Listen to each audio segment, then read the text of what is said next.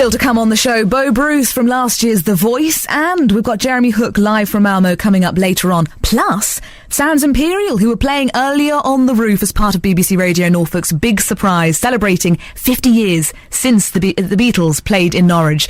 But now, East Anglia's acclaimed young ensemble Curious Detective are coming to Norwich to launch the first UK tour of breathtaking show After the Rainfall. Now, I love this. The play looks at the study of ants, and to tell us more about it and how it peers through the lens of science is artistic director Jack Lowe. Hello and welcome to the studio, Jack. Good afternoon, folks. Where did it come from? Because ants are really fascinating. They're extraordinary insects, and the idea really came from trying to tell a simple story of how ants communicate with one another. So we took the idea of a character called John, who's written a social biology book, which is broken down into 4 chapters about the different things that ants do to communicate with one another. See, ants, sorry, I was just having a sip of water. It's an inappropriate moment. Ants, I spent a good half an hour at university once. I discovered there were some ants coming into my room, and I'm a little bit of a soft touch, and I didn't want to do anything to them, and I knew if I told the building services people, they just come and exterminate them. So I thought I'd give them a chance. I went away for the weekend, and I left an open bag of sweets on top of something else, on top of a table. And when I came back, the ants were forming a thick line, a little procession, right diagonally across my room, up the table leg and up all the things that were piled up and into the packet of sweets and taking them bit by bit, tiny crumb by tiny crumb away and back along the line. And then there was one real pioneer of an ant who'd made a separate path, and a couple of other ants had followed him. And unfortunately, his path really was just a little unnecessary loop away from the others that then rejoined the main path. I was totally enthralled for half an hour, because they're just fascinating creatures, and such sort of teamwork and such determination, I suppose, is what it is when you see them carrying things that are the same size as them. They're amazing. They're incredible, and they behave in such a sophisticated way, and we started looking at that very closely, and the premise of the piece is that this book has been written about how ants communicate in a very similar way to social media, so Facebook and Twitter, things that are a very modern thing, but of course ants are an ancient marvel of evolution. They've been around for millions of years. It's one of those kind of things that people quote, ants invented farming. Ants are the ist of most things. They're the strongest, fastest for their size. So that really inspired us, and we sort of used the idea of ants and the perspective that you can get from looking, just like your half an hour laying on my living room floor, analysing ants, and how they really do look like an entire society, and you can watch that inside an ant's nest. And that's really where the show begins, is a guy talking to his girlfriend who he's broken up with about why he's written this book, which has basically been the demise of their relationship.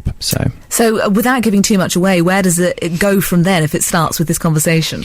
Well, it starts in a village hall in 2022. So 9 years from now, and the book has gone viral across the world, and it's a very, very popular book, sort of like I'd imagine Naomi Klein's The Shock Doctrine, something incredibly powerful as a message.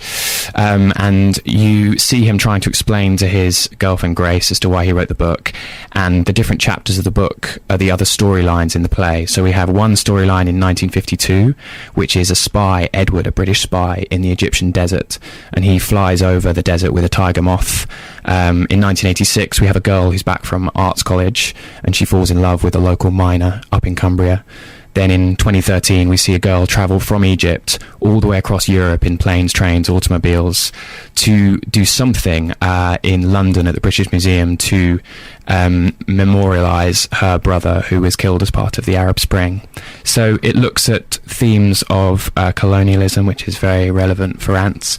It looks at themes of loss, and there are 2 love stories amongst it. So they're all the chapters of this book. It's huge. It's an epic piece of theatre. It sounds like a trilogy movie series or something. It is very filmic. We use 4 video projectors in the show. So traditionally with Curious Directive work, sort of younger audiences, theatre-going audiences are excited by the form of the work, and maybe slightly older theatre-going audiences really enjoy the history of it, because we do a lot of research into the interconnectivity of these historical patterns, and so ants seem like the best starting point, and it's it's adrenaline fueled, but it's also got incredibly beautiful quiet moments in buses, and it's a big old piece of theatre, and I recommend coming along, folks.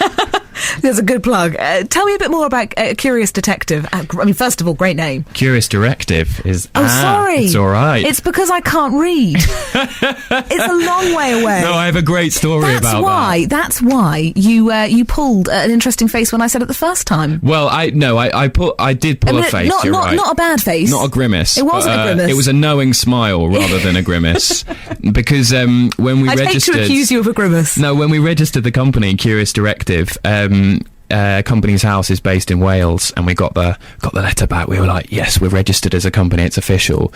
And they'd registered the company as Curious Detective. See, you should have been Curious Detective. But it's a talking point, isn't it? So I think we'll probably take it to our graves. We should have called it. It's called Curious Directive because the first show we did was about cognitive neuroscience, and we were talking with the neuroscientist that we were making a show with, and he said, did you know that curiosity is the one thing that we all share as humans, no matter what age, where you're from, and a directive is something your brain is trying to give you a direction. So that's where the idea Curious Directive came from, and since then we've made work about lots of different areas of science. So where does the science element come in? Are you all just fascinated by science? Do any of you have a particular background in it? No, none of us are scientists, which I think is the strength of it.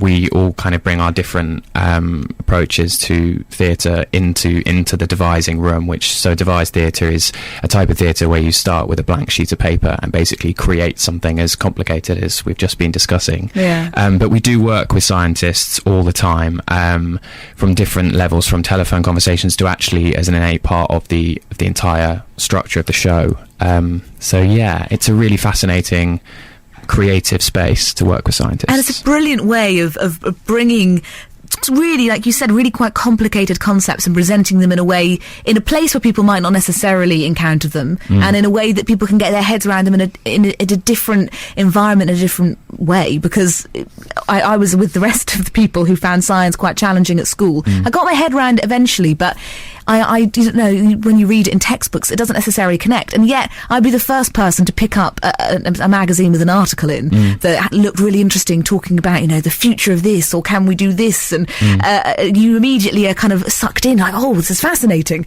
It brings everything into three dimensions, and it's a very, theatre now kind of requires something that's visually led to be better than TV and film, and so using such a lot of video in the shows that we make, we kind of meet audiences that way, so that we can take audiences to very interesting places visually. But also, there's nothing better than watching a relationship unravel on stage, particularly if you've got like this play where you've got a young spy in the 1950s, so he's dealing with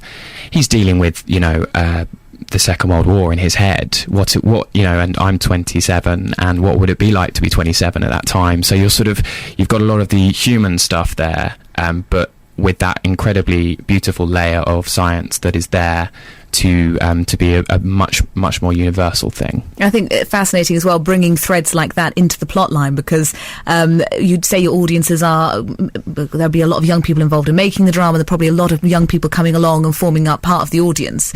And I don't know, like you said, thinking about what it was like in World War II, we are now far enough away that it can be very hard to get your head around what it's like living through a war, even what it's like for people in countries that are currently experiencing conflict. Exactly, like the Arab Spring, which is the present day one. And what does that mean for this girl who, again, all of the characters in this play are my age, around that age, but she has an incredibly interesting connectivity to the people in the generation above her, and so she's dealing with the conflict of the Arab Spring, but as British theatre makers, we're trying to kind of look at what that relationship between Egypt and Britain is, which 1952, obviously, if it's an interweaving story, 1952 is an incredibly complicated moment where you've got King Farouk and all of the pressures of the rebellions, and there are echoes that basically trace their way all the way through these stories. So it's an intellectually rigorous piece of theatre, but it's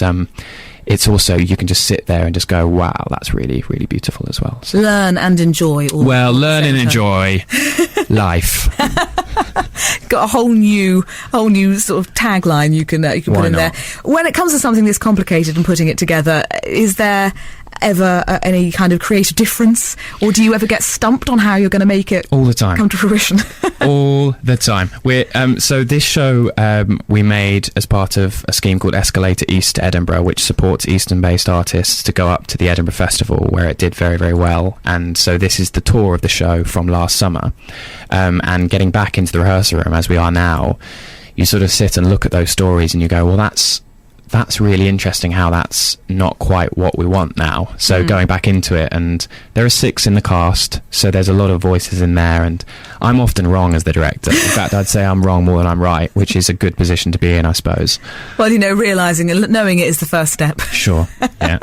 Well, Jack Lowe, it's been fascinating talking to you. It sounds like an amazing show, and you're doing a tour, so there's plenty of opportunities for people to catch the country. That's right, yeah. We're going to Plymouth, the Drum in Plymouth, the West Yorkshire Playhouse, and then ending this leg of the tour in the Arts Depot in London. And you're starting in Norwich? Yeah, we're starting at the Garage, just down the road. So. You're just round the corner, lovely place, and that's on the 28th. Yep. And what were you doing on the 29th? Oh, yeah, and the 28th and 29th, yeah. So 28th, 29th at the Garage. Catch it after the rainfall. Sounds amazing, and it's curious. Directive, though they really should have been called Detective, if you ask me. Thank you very much, Jack. Enjoy it, and please come back in. Cheers.